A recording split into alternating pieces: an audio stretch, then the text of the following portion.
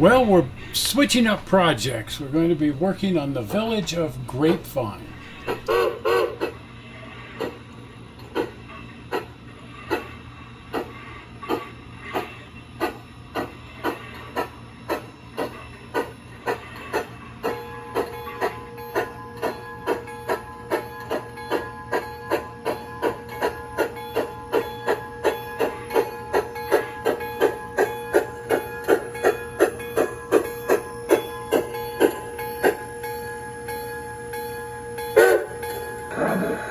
For the last few weeks, we've been working down here at the Nevermind. Oh, this is fun. But it's all together. Yes. Finally got the scenery, the water working, bridge is all finished. Everything's done over here. Right. And so we are ready to move on. And we're moving on to the Village of Grapevine. Grapevine? Well, interesting, this was one of the very first areas built on the railroad, but like some projects, it got mostly built, I guess you could say, and never really finished. I see. So the next town south will be Concord, I take it. I will, as a matter of fact. It's named Grapevine conspicuously because there are grapes. Right, as long as the people living there don't whine about it. For sure a lot of grapes this year. Last year, we pulled down grapes and grapes and grapes, and we ate grapes, and we did all kinds of things with grapes, and still ended up, sadly, throwing away probably close to 100 pounds of perfectly good grapes. That's just sad. So we were looking around for someone who might want these grapes, and also help us get them off the vine, because it's a lot of work. It is. Well, these are wonderful little grapes. I can't imagine they can't be made into jam, jelly, or even wine.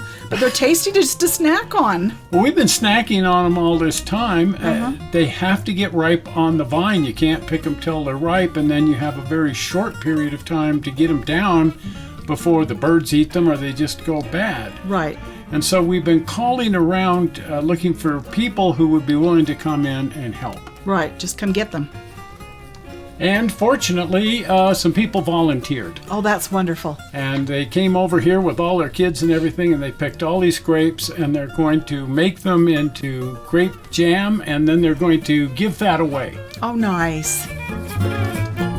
These are actually friends of a friend of ours, Right. Mad Dog Merv. Yes. From YouTube. He has a YouTube channel on here, Mad Dog Merv. And he knew of our plight, and so his friends came over and picked well over 100 pounds of grapes. Oh, wow. And it was just nice to get the help, and nice to see that the grapes are going to go to some use, some very good use. Right.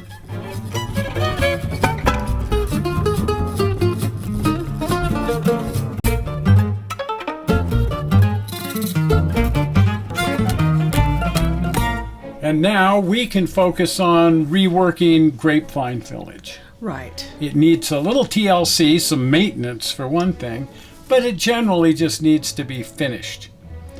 The village over here consists of 4 distinct separate areas. This is the town square, Nice. kind of the center of the whole thing, and then just up from there is the farm. We've never done much over here. And it's just this little area over here with a barn on the backdrop. I'd like to really dress this out and do something fun over here. It sure could be fun to do that. And then we have the depot. Oh, yes. And this is, I think, my favorite little area here. It's just, I love a good train station. I do too. And I really want to dress this area out as well. And lastly, the old mill area. Ah. So why is it floating in the air like that? Yeah, it looks suspiciously like a Rene Magritte surrealist painting or something. Something flooding occurred. Well, my intention was to have a hill under here. I see. And the best laid plans, and I never got round to it. Ah. So we're going to get round to it. Yes, you're going to get your hill in. So my plan all along was to use this extruded styrene foam. And we've used it out here on the railroad, but everywhere else, for the most part, it's covered over with cement. Oh. And I don't want to cover it with cement over here. But where it is just exposed to the elements, it seems to do okay. Yes, it does. It loses all its color. Well, but we're going to lose its color anyway. That's right. So the first thing to do is to cut it to fit up under the mill. And that turned out to be sort of tricky. I guess with a big pink panther there, it would be. Yeah, he kind of protested a bit. I had 2 different hot wire cutters out here to cut all these different shapes, but I had to match the back edge to the bottom edge of the mill and then try to create something of a hill on the front of this whole thing. And then to the far left, it gets thicker and thicker and thicker, so that all has to be built up with foam over there as well. Moreover, the water tank kind of sets into the hill, so there's some measuring doing. I guess so. And figuring out. And we have to keep in mind everything that's going on around it so it blends in nicely with the whole project. Once I had the hill roughed in, I whipped out my Sureform tool. And it's kind of a rasp. I've used this thing for so many different functions around carving wood, and in this case carving foam. It does make a big mess. It does, but it sure leaves the surface behind that looks like rocks and such. It does. And one of the things that, what I have found, the way to deal with this is I just have the shop vac right there. Oh, yeah, right.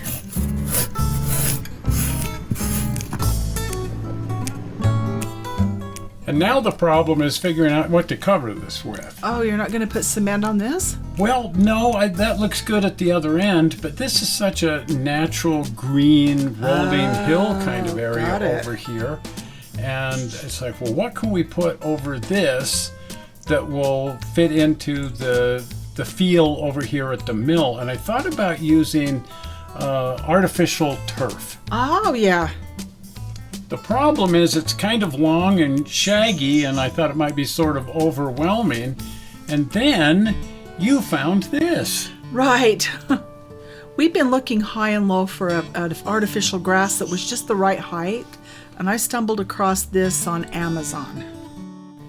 We were looking for the exact right thing. I want it to look like the grass that's already there. Right, natural. It's a perfect color match and everything to the actual lawn here. And with the shorter nap, I think it looks really great on the railroad. Right, some of those would just overpower the whole thing, but this is perfect. I even tried trimming around a little bit so you can vary the height of the grass. I even snipped a few little small pieces out to use as turfs in other places, or tufts, I guess you would say. Turfs. Turfs, tufts. That's a tough thing to turf. Anyway. That sounds like football. Anyway, it works great in a lot of different situations. I like it. And in this particular spot, I'm just taking it right down to the track ballast and then letting the track ballast cover up the edge of it and even sort of spill over into the grass. I think it looks quite natural. It sure does. That looks soft and green enough I could roll down it. That'd be fun. Yes, just like we did when we were kids. I'm actually thinking of putting maybe a little teeny rock ridge right there on the steepest part, so there's a little bit of exposed rock that the kids rolling down the hill wouldn't appreciate. Yeah, I was just going to say, be careful. Another thing I want to do over at the train station leading over into the town square are a whole bunch of wooden sidewalks. My original plan was to build these up in sections and then just set them in place, but being all wood, I'm sure they'll just warp like crazy. Oh. So my current plan is the underlying pieces here will be made out of cedar, and then I'll just screw those tightly down to the benchwork and then glue the wooden slats over the top of that using an all-weather glue. That should help. The Gorilla Glue Ultimate, I think they call it. And once you work on any project, you start coming up with ideas on how to change things. Yes. And the first thing that jumped out at me is this little alley here behind the general store next to the saloon. And I don't like seeing the Grapevine back in there. Moreover, if we were trying to bring a horse and wagon down through this little alley, with the sidewalk there, it's not going to fit. So I had an idea to put restrooms over here. Of course. Well, I think it's an important part of any community. Yes, you ought to know this from being with me. But what I was thinking is by putting a building in here, that'll look really cool, and I can move the general store further to the right here, covering up the view where it goes up between the two buildings, and then make the sidewalk continuous all the way across over to the saloon, and then put a fence there so you can't see back in there. Right. I think that'll look really cool. I think it's necessary. Now I also want to change up the lighting here. Oh. For one thing, I want to put in street lighting. Of course. So I opened up the drawer where we keep all of our various bits and pieces of street lighting, and boy, do we have a lot of fun stuff in here. We do. So I thought, well, maybe we can use it. These are actually designed for those little ceramic Snow Village Department 56 or whatever. And I thought, well, those would be great, and they are great, except they're just too small. Right. They scale out to about 7 feet tall. Oh. So you might have a 7-foot tall light out, somewhere in front of a building or something. Sure. But it just here by the train station, they're the same height as the door. Right. And I don't think they look very good. No. Then there's this. This is a Woodland Scenics street light, and it's just really small. It's really designed for O scale. Oh. And no. No. So I got online and I found an LGB streetlight. Oh my goodness, that's beautiful. And it's tall and it's handsome. Everything about it is great except the price. Yeah. But when you know it. Anything LGB is going to be a little expensive, but not too bad. And we found a couple of these from 2 different sellers on eBay. And so these are going to be the 2 streetlights here in the town square. And I think they're going to look just magnificent here. It's kind of fun to figure out exactly where to put them, but I think one will be here kind of between the general store and the saloon, and then the other one's got to be down here at the hotel. And I thought, well, right here looks good, but I don't think the horse should be on the other side of the streetlight. No. Now, on the backdrop buildings, there's a bunch of these little barn lanterns hanging. They're just, cast into the plastic. Right, but they're neat. They're really neat, and I don't want to take them off of there, but I want them to work. Oh. So I'm going to build, I think, 3 barn lights and just hang them on the backdrop in strategic locations. That will work. Including one right here at the sheriff's office. Oh, you gotta have one there. And, of course, one on the barn, because it's a barn lantern. Absolutely. So we got to have one down there, too. Yes. Now, there's already the overhead lighting here. There's lighting in the buildings, and then I built these lanterns to go overhead that not only have flickering flames inside them, but they have a downlight in there for when we just want to light the whole area up. Right. And so we can run trains and see exactly what we're doing. I just love this vista. We've just got them on 2 outdoor rated switches on the benchwork there, so anytime we want, we can just walk over there, switch on the flickering lanterns, and flick on the downlights. Yes. Now there's lights in all of the buildings, and there's the one light on the front of the train station to light up the sign. But I think I want to rework those. Oh. Because I've not been quite happy with them. Here on the downlight here, the sign light, you can see it's a nice warm glow from an incandescent light, and all the other lights are LEDs. Oh. And they're kind of blue-green LEDs, and I hate that look, so I painted them yellow. But you can see the green still gets through. Yes. So part of the plan here is to switch all that out. I might still use LEDs here, I might use incandescent, but I want that nice warm glow, not this overly bright yellow-green color. No. It just, ugh. It's yucky. Here's the LED that's in there now, and you can see it's got a little dropping resistor on it, and then there's just an LED, And I tried to tone those down by painting them yellow and even putting a little yellow filter over the whole thing to bring the brightness down and warm them up a bit. But they still just look green. So here's my plan. I'm going to switch them all out with 5mm screw-in bases. And then I can just put whatever bulb I want to in there. Well, there you go. So I've got incandescent bulbs, I've got warm LEDs, I've got dimmer LEDs, and I can just try out whatever I want. This is an incandescent in there, and it's not bright, and it's got a nice warm glow. And I like the idea that I can just change that up. Right. And make it look any way I want it to look. And I'm leaving the public utilities over to you. Oh my. You've been making these power poles out of Bachman poles and then giving them new insulators. Right. I thought the little insulators looked a little hokey on there, so I've been trying to come up with ideas. Well, those look great. Yes, those are fun.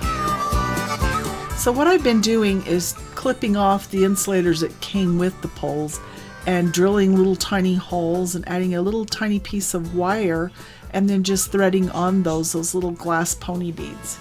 Well, I love the way they pick up the light. Yes, they look real. Yeah, well, I guess glass looks like glass, doesn't it? That's right. At any rate, I think this is going to be a project that's going to keep us out of trouble for a few weeks here. Right. So for the next few weeks on the show, we'll just be reworking the Village of Grapevine.